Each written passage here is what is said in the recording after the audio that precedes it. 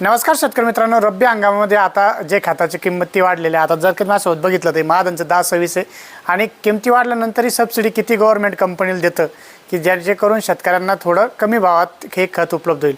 आता जर कधी बघायला गेलं तुम्ही तर महादनचं 10-26-26 आहे आणि इथं दिलेलं आहे बघा, ॲक्च्युअल कॉस्ट जे आहे ते 2912 रुपये 85 पैसे, म्हणजे हिला बनवायला किंमत लागते 2912 रुपये, पण सबसिडी गव्हर्नमेंट ऑफ इंडिया 812 रुपये पर बॅग ही कंपनीला देते। त्यामुळे शेतकऱ्याला ही बॅग पडते 2100 रुपयाला, असं याच्यावरती लिहिलेलं आहे क्लिअर कट। तुम्ही बॅग कधी घेतलं ना तुम्हाला लक्षात येतं की ॲक्च्युअल कॉस्ट इथं लिहिलेली असते, म्हणजे मूळ किंमत 2912 रुपये 85 पैसे, सबसिडी गव्हर्नमेंट ऑफ इंडिया म्हणजे गव्हर्नमेंट ऑफ इंडिया कंपनीला 812 रुपये सबसिडी देतं, त्याच्यामुळे हे 2100 रुपये देतं।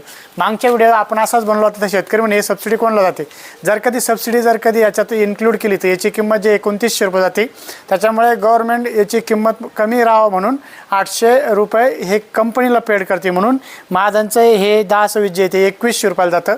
याचीच कॉस्ट जे ते मागच्या वेळेस असं 1700 होते, मग 1900 झाली, मग आता 2100 रुपये झालेली आहे। म्हणजे किमती वाढलेल्या रब्बी सीझनमध्ये दरवर्षी किमती वाढतच जात आहे। मागच्या तुलनेत आता यावर्षी 200-250 रुपयाची वाढ यामध्ये झालेली आहे। बाकी खताची जर का तुम्हाला सबसिडी जाणून घ्यायची असेल तर तुम्ही नक्की कमेंट बॉक्समध्ये कळवा की तुम्हाला कुठल्या खताची सबसिडी माहिती हवी आणि किती त्याला गव्हर्नमेंट सबसिडी देतं।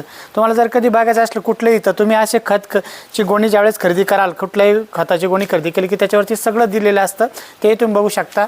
आणि नाहीतर तुम्हाला कमेंट बॉक्समध्ये सांगा की आपल्याला ह्या खताला किती सबसिडी जातं, आपण त्यावरती व्हिडिओ बनवणार आहोत। तुम्हाला जर काही आमचा व्हिडिओ आवडला असेल तर व्हिडिओला शेअर आणि फॉलो करायला विसरू नका। धन्यवाद।